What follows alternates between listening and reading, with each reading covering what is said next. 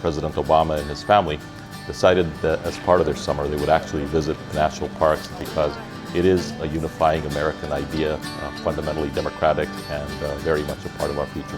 I have great memories of being here. My grandma, my mom, and my sister who was with us today. She was 2 at the time.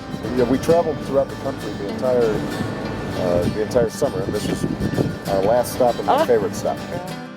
The national parks, to me, I think, are studies in leadership. How presidents have related to the national parks have been in some ways defining aspects of their larger leadership quality.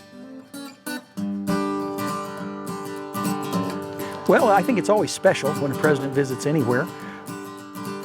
Chester A. Arthur was the first to visit Yellowstone in 1883. President Theodore Roosevelt. Roosevelt came in 1903.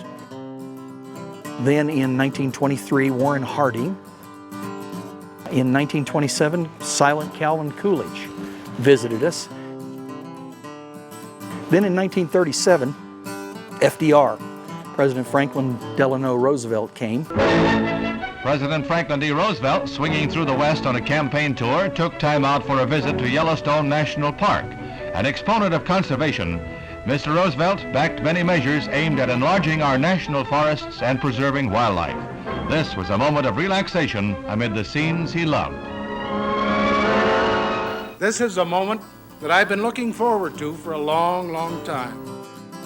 To return to Yellowstone, where I spent one of the greatest summers of my life. Gerald Ford was an interesting example of a president because he had been a park ranger in Yellowstone. Then after Ford, Jimmy Carter came to Yellowstone and was again fishing. That was his primary focus. After Carter, George Herbert Walker Bush, who came to Yellowstone in 1989. Bill Clinton was here twice. Yellowstone is the symbol of our national parks because it's the oldest one and the first one in the history of the world. And then after Bill Clinton, of course, we had President Barack Obama. You know, the thing I remember most was, driving by and seeing it was elk. And I remember bison. And in fact, I ran up close to a bison. I took pictures of it. It's never a good idea to approach bison closely.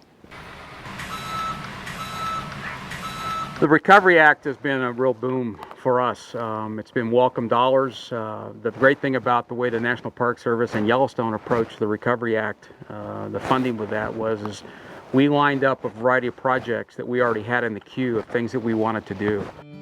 The notion that collectively we come together and we say, we're going to preserve some things that last beyond our individual lives, that we're going to pass that on, and that we have to do it together. That's part of what is hopefully best about our government.